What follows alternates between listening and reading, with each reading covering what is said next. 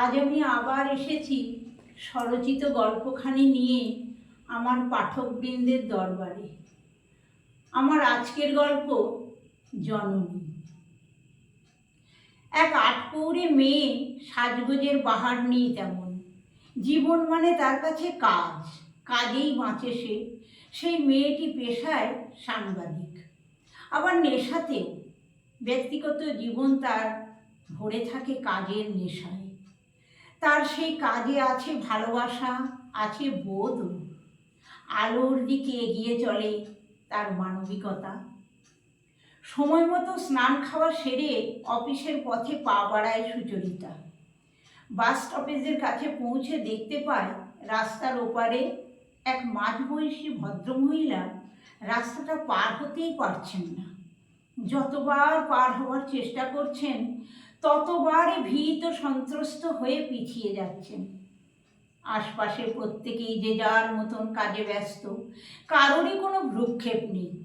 সুচরিতা পায়ে পায়ে এগিয়ে এসে প্রৌঢ়ার হাতখানি ধরে তারপর নির্বিবাদে রাস্তাটি পার করে দেয়। প্রৌঢ়াকে দেখে মনে হয় বয়সের তুলনায় একটু বেশি অথর্ব। হয়তো পরিস্থিতি ওনাকে বাধ্য করেছে। তুমি কে মা? এভাবে আমার হাত ধরে পার করে দিলে? তোমার মঙ্গল হোক। আমাকে আপনি চিনবেন না, আমি এখানেই থাকি। কিন্তু আপনি এভাবে একা একা কোথায় যাচ্ছেন? আপনার সঙ্গে তো কাউকেই দেখছি না। আমি আমার ছেলের সাথেই এসেছি মা। সে আমাকে বলল তুমি এখানে একটু অপেক্ষা করো, আমি একটা কাজ সেরে 10 মিনিটের মধ্যেই আসছি। জানো তো মা, সেই যে গেল এখনো এলো না। আচ্ছা, কতক্ষণ আগে গেছে আপনার ছেলে? তা প্রায় ঘন্টা 3 হয়ে গেল। ও, তা এখন আপনি কি করবেন? কলকাতায় কোনো আত্মীয়ের ঠিকানা কি আপনার জানা আছে? আমি তো এখানে কোনো রাস্তাই চিনি না, তাই তেমনভাবে কিছু আমি বলতে পারবো না। তোমার তো আবার কাজের অনেক দেরি হয়ে যাচ্ছে। তুমি যাও মা, আজ তুমি আমার খুব উপকার করলে। সুচরিতার মনে ভাবান্তর দেখা দেয়।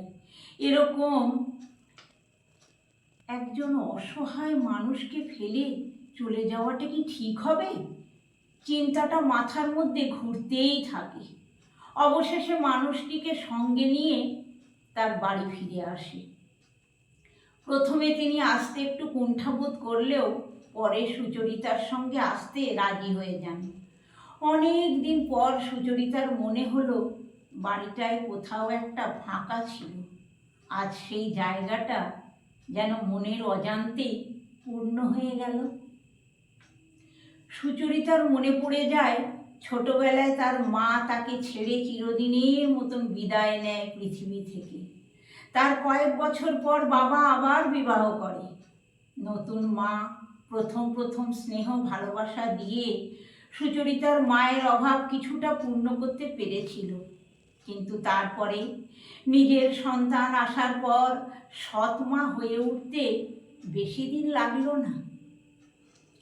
নানা অত্যাচারের মধ্যে পড়াশুনো শেষ করে বরাত জোরে এই সাংবাদিকের চাকরিটা পেয়ে যায়। আর তখনই সে বাবার অনুমতি নিয়ে কলকাতায় চলে আসে। তার মনে হয় একা একা মানে কিন্তু একাকী হয়ে যাওয়া নয়।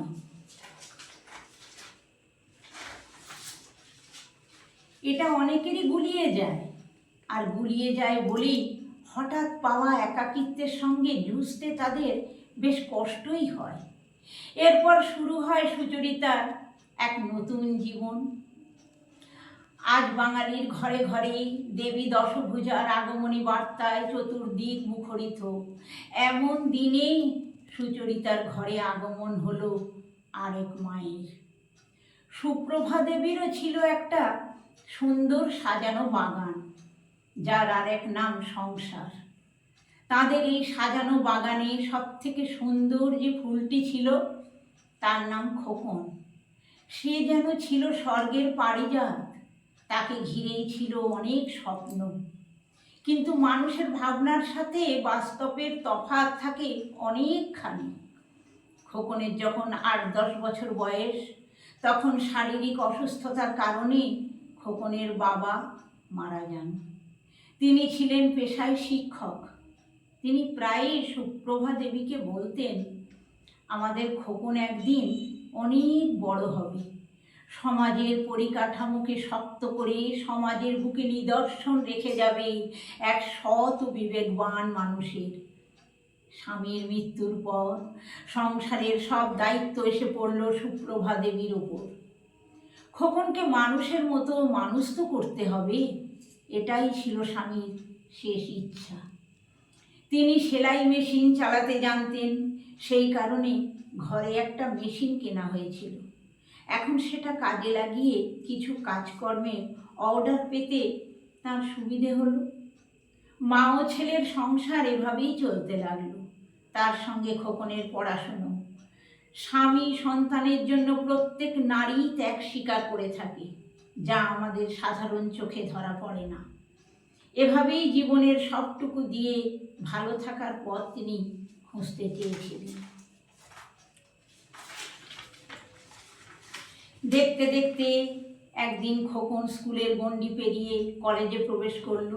তারপর ভালোভাবে বিএ পাশ করে কিছুদিন যেতে না যেতেই একটা চাকরিও জুটে গেল।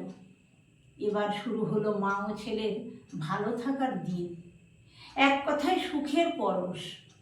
এবার মা ভাবলেন ছেলের বিয়ে দিয়ে সংসারে যেটুকু খামতি আছে সেটা পূর্ণ করবেন। যেমনটি ভাবা তেমনটি কাজ। খোকনের হাত ধরে সংসারে প্রবেশ করল রিমি, উচ্চবিত্ত পরিবারের একমাত্র মেয়ে, বিএ পাস, সুন্দরীও বটে। সুপ্রভা দেবীর সাজানো বাগান পূর্ণতা পেল। দিনগুলো ভালোই ছিল, কিন্তু কখন অজান্তে সংসারের গোড়ায় ঘুণ পোকা ধরে গিয়েছিল সেটা সুপ্রভা দেবীর দৃষ্টিগোচরও হয়নি। একদিন চরম পর্যায়ে উপনীত হয় পরিস্থিতি। সুপ্রভা দেবী অনুভব করেন তার ব্যর্থতা। শেষ প্রান্তে এসে আজ তিনি সংসারের বড়ই বেমানান। মাতৃত্ব নিছক একটা শব্দ নয়, এর সঙ্গে জড়িয়ে রয়েছে এক অনন্য বোধ। মা শব্দের কোনো বিকল্প হয় না। সন্তানের সুখের জন্যে অনেক অবদান মায়েদের আছে, আজও ইতিহাস এ কথা বলে। খোকনের পরিবর্তন মায়ের চোখে ফাঁকি দিতে পারে না। তার উদাসীনতাই ছিল সব প্রশ্নের উত্তর। একদিন খোকন বলল, মা, আজ তুমি আর আমি এক নিকট আত্মীয়ের বাড়ি বেড়াতে যাব, তোমার শরীর ভালো আছে তো? মায়ের মনে খটকা লাগে, এমন কথা তো ইদানিং খোকন বলে না। আর আমার শরীরের কথা জিজ্ঞাসা করার সময় এখন তার তো হয়ই না। তবু বলে, ঠিক আছে, যদি তুই নিয়ে যাস তাহলে নিশ্চয়ই যাব। একটা স্তম্ভ তৈরি হয় মা ও সন্তানের বিশ্বাসের মধ্যে। কিন্তু যুগ বদলাচ্ছে, সময়ও বদলাচ্ছে, সেই সঙ্গে প্রজন্মের মধ্যে বাড়ছে দূরত্ব। পারস্পরিক সহচর্যের অভাবে, ঠিক ভুল বুঝতে না পারার কারণে একসময় সংসার নামক মন্দিরটি তলিয়ে যায় অন্ধকারের অতলে। অজানা অচেনা শহর কলকাতায় এসে মাকে পথের এক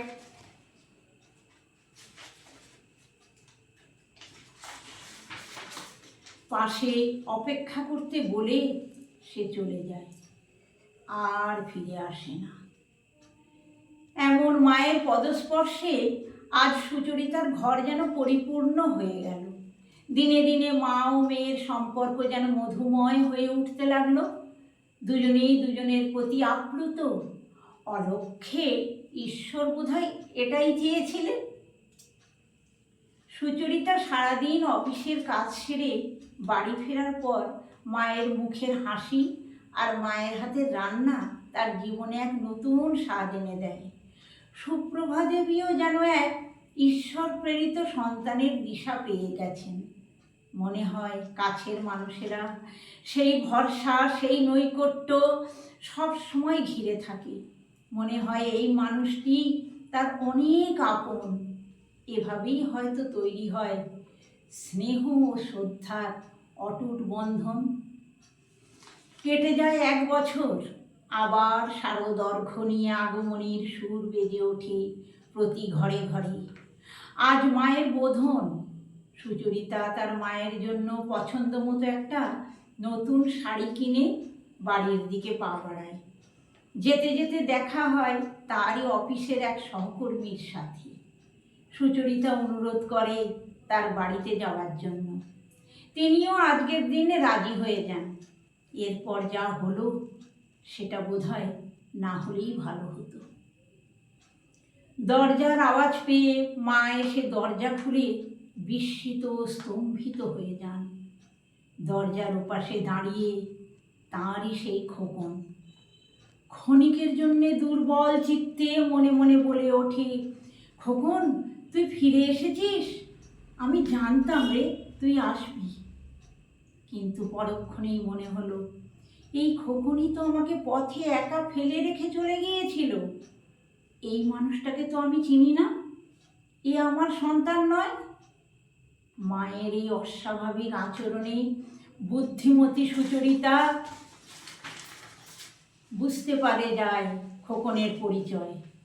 খোকন বিস্ময়ের ঘোর কাটিয়ে মায়ের কাছে ক্ষমা চায়, কিন্তু মা আজ নিজের প্রতি প্রতিজ্ঞাবদ্ধ। তিনি ভিতরে যাবার সময় সুচরিতাকে বলে যান, অতিথি চলে গেলে দরজা বন্ধ করে দিয়ে তুমি ভিতরে চলে এসো সুচরিতা।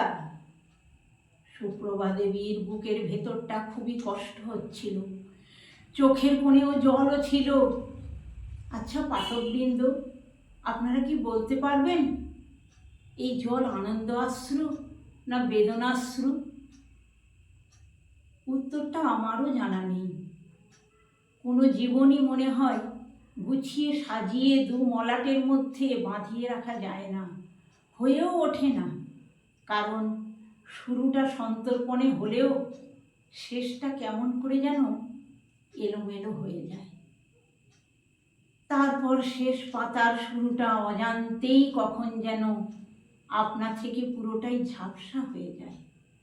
সাংবাদিক সুচরিতা আজ তার পবিত্র হৃদয় দিয়ে জয় করে নিল তার দেবীরূপী মায়ের মন।